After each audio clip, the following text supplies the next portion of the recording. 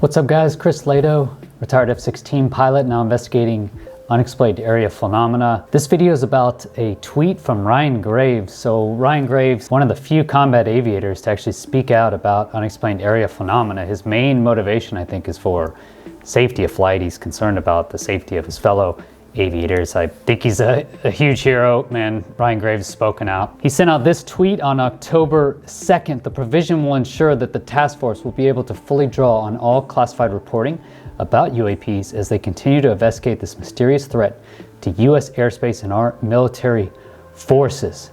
So Ryan Graves just tweeted this. So here's what Ryan actually references is this press release. Chairman Schiff applauds passage of the 2022 Intelligence Authorization Act. I'll go over it in a second. I did make a video about this. Very exciting. Lue Elizondo was super pumped about this. He released it with Max Moskowitz in San Marino, released this information, or at least that's when it came out. So he was very excited. That was the House bill. This is actually the Senate bill. So there's two separate bills going through. This is the actual Senate intelligence bill. So you can get this here. It starts with an S, so S.2610. I'll go over it here shortly. This is basically what it looks like. But let's look at the actual press release. September 30th, 2021. It reads, today the House Intelligence Committee approved the fiscal year 2022 Intelligence Act through a bipartisan voice vote, authorizing funding for comprehensive congressional oversight of the intelligence community. The measure ensures the protection of civil liberties, provides care for our personnel, and authorizes the resources intelligence professionals need to safeguard national security. So this is specifically around funding intelligence. Schiff says here, this is out of the report, one of our committee's principal responsibilities is crafting an Intelligence Authorization Act that keeps our country secure while ensuring the Congress's ability to conduct vigorous oversight, protect civil liberties, care for our personnel, and provide for the resources intel professionals need to safeguard national security, said Schiff. The bill passed out of the committee today is a strong bipartisan package. I'd like to thank all of our members on both sides. I'm particularly pleased with the significant progress made with this Authorization Act to provide improved care for members of the IC, particularly those impacted by anomalous health incidents, to protect against future pandemics and global health threats, and to further our pivot towards hard targets. This must have been to the Havana syndrome. I'm guessing that's a reference to that. But could also be, we've seen health effects coming from these UAPs. People have noted they have health effects, long-term health effects that last. I hope that the full House will be able to take up this legislation soon as we continue the process of enacting these reforms into law. So basically, from my limited understanding of US Congress is effectively it has passed the Senate. So they're okay, they're verbally passing this bill over to the House to be approved. And it actually UAP made this little press release, okay? So if you look through caring for victims of anomalous health incidents, getting ready for the next pandemic, Afghanistan looking forward, China and counterintelligence, understanding transnational white supremacy, that's interesting. Restricting former intelligence officers from misusing their skills. I saw this as like, uh-oh. You know, they talk about Lue Elizondo, but no, this is about working for foreign governments. Pretty interesting, man. You know, as a fighter pilot, U.S. fighter pilot for 20 years, I could never imagine going and helping some foreign government. You know, it's just, I don't know. I'm there to hurt the foreign governments, not help them. Promoting human rights. A good one. Detecting and monitoring wildfires in the U.S. Okay, interesting. Great power competition in the gray zone. New forms of competition and threats from adversaries using tactics that fall on a spectrum between ordinary statecraft and open warfare. Yeah, that doesn't sound very good. Protecting IC employees. I hope they do that. Shining a light on Saudi extremism. Excellent. So, I mean, big points. And then made the list, man. Persistent pursuit of unexplained aerial phenomena. So it made this list. I mean, that is a lot. China and counterintelligence is on the same list as persistent pursuit of unexplained aerial phenomena. So awesome, man. Ryan Graves, yeah. Thank you for kicking so much butt out there. Following a bipartisan oversight hearing on unexplained aerial phenomena, the bill is carrying a bicameral provision mandating intelligence sharing with the Department of Defense's UAP task force. The provision will ensure that the task force will be able to fully draw on all classified reporting about UAPs as they continue to investigate this mysterious threat to U.S. airspace and our military forces. Wow, very interesting. So this statement right here, I'm very happy to see this in here. I really am. So this is a Senate bill, starts with an S. There's a House bill, the HR bill, which I think is much stronger. Hopefully they both get passed. But let's look at this one. So if you search for phenomena, it comes up, there's 12 of them. This is the actual section number 345, and then you go to the next one. Okay, so this is the whole section. This has all the phenomena here. So I'll go ahead and remove that. So let's just read through. It's not very long. Support for an oversight of unidentified aerial phenomena task force.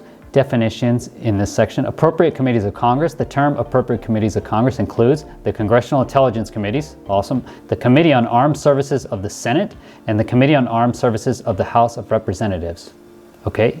Unidentified Aerial Phenomena Task Force. The term Unidentified Aerial Phenomena Task Force means the task force established by the Department of Defense on August 4th, 2020, to be led by the Department of the Navy under the Office of the Undersecretary of Defense for Intelligence and Security. So Navy, man, you guys have totally pushed everything on this. You know, the Air Force just basically laying in the street, bleeding with dirt on them. Well, you guys are just crushing it. So thanks to the Navy.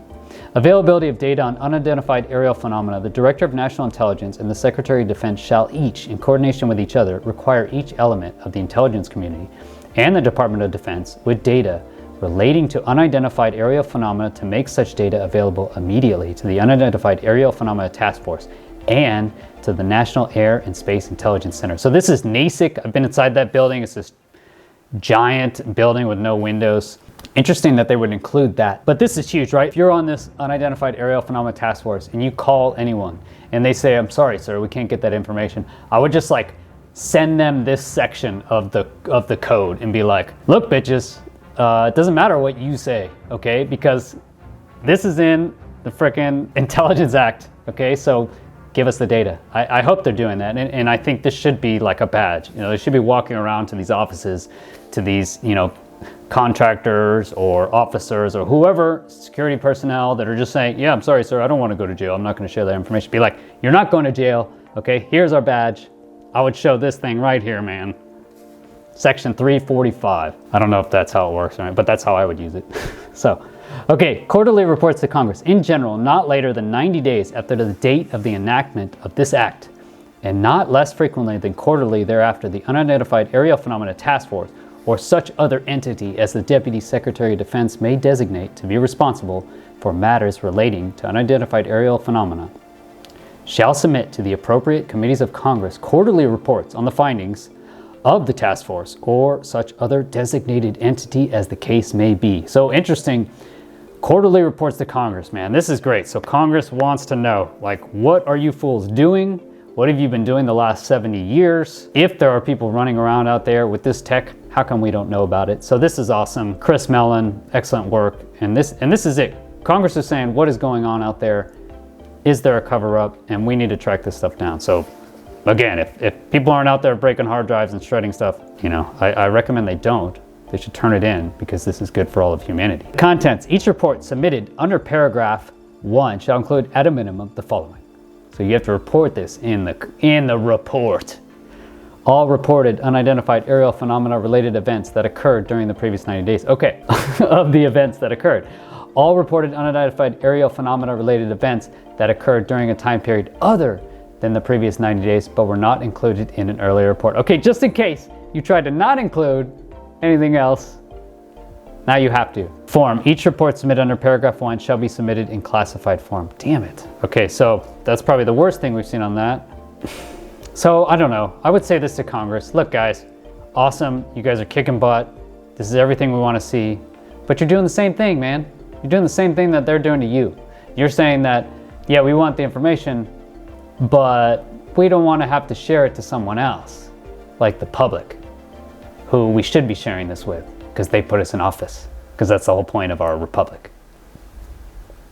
So I don't know. Look, guys, it's been 70 years. Government's been screwing this away from day one. You haven't been telling us what you should be telling us. And then you have a chance here. You've been crushing it. So awesome. This would be the one thing. Please make some public reports, man. Just put it in here. We need some public reports. That should be in the House Republic bill. Shall be in a classified form. I mean, why not say shall be in both classified and unclassified form. What is the point? You guys are you're again just doing the same shit government always does, man.